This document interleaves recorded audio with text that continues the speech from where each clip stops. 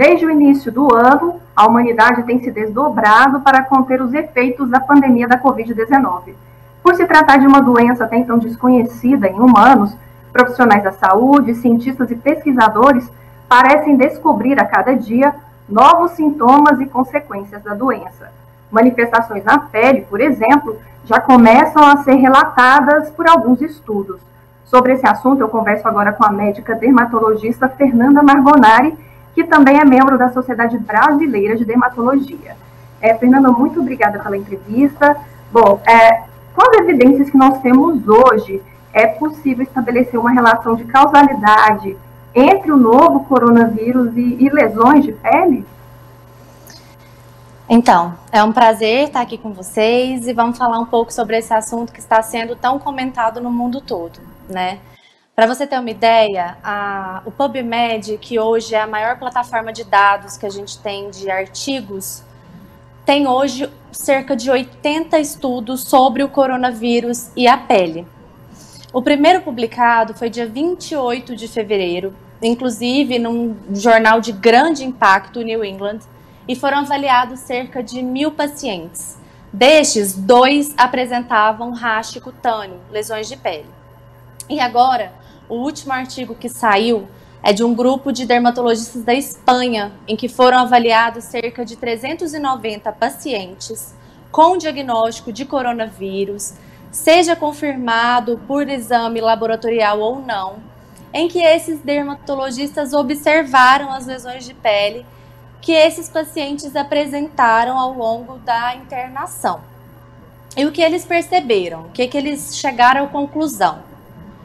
De que algumas lesões precederam os sintomas, outras surgiram durante os sintomas respiratórios e de mialgia e outros, e algumas lesões de pele ainda surgiram depois que a doença já tinha sido curada. Então, é um estudo que precisa ainda ser mais abordado, né? A gente ainda não tem como afirmar nada, mas é uma constatação de que pacientes com coronavírus podem sim apresentar lesões de pele. Bom, essas erupções de pele, elas poderiam de alguma forma ajudar no diagnóstico da doença, ou por enquanto é melhor confiar geralmente na tosse seca, febre, sintomas respiratórios?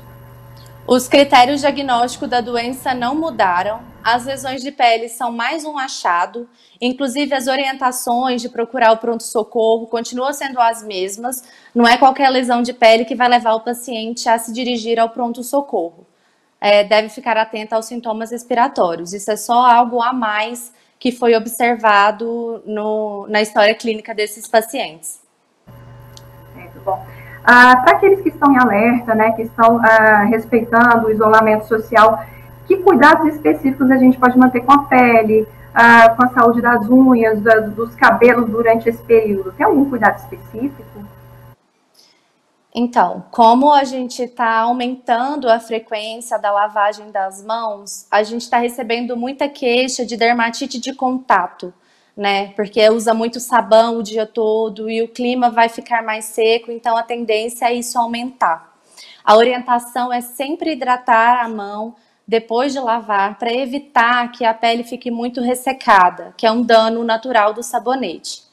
Além disso, orientação em relação às unhas, manter as unhas o mais curto possível para que não acumule nada embaixo das unhas. Se saiu de casa, é necessário lavar os cabelos depois, os cabelos sempre limpos, e ao sair de casa, prender os cabelos, porque ainda não se sabe se ele pode ser uma fonte de transmissão ou não. Se o vírus pode ficar no cabelo e acabar transmitindo a doença num período posterior. Então, essas são as recomendações. A gente está iniciando um período de estiagem, que aqui no Centro-Oeste costuma ser bastante severo, um período muito severo. Além das temperaturas que costumam ser mais baixas, também é uma queda muito brusca na umidade relativa do ar, né? E somando tudo isso, a gente está vivendo um momento de muita incerteza e de ansiedade. Eu imagino que isso acabe se refletindo na saúde da pele. O que a gente pode fazer, doutora, para minimizar todas essas questões? Com certeza, isso já era uma preocupação nossa. todo esse estresse que essa pandemia está causando agravaram as doenças de pele, então os pacientes têm procurado mais, como pacientes com diagnóstico de psoríase, dermatite atópica, e realmente na seca, algumas dessas doenças elas podem sim piorar. O que a gente sempre orienta para os pacientes?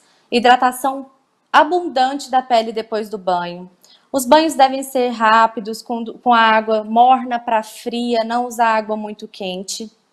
E o mais importante, na presença de alguma lesão de pele ou piora de alguma lesão pré-existente, procurar seu dermatologista para ser melhor orientado. Além disso, a gente tem que tentar manter a mente sã, né? E como a gente pode fazer isso? Praticar atividade física regularmente, mesmo estando em casa, é necessário.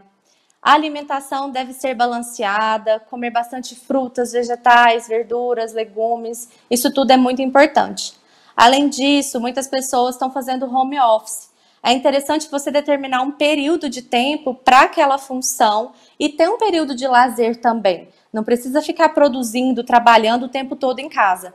Então, o período de lazer é muito necessário e estabelecer essa rotina mesmo. Bom, eu acabo de conversar com a médica dermatologista Fernanda Margonari, que também é membro da Sociedade Brasileira de Dermatologia.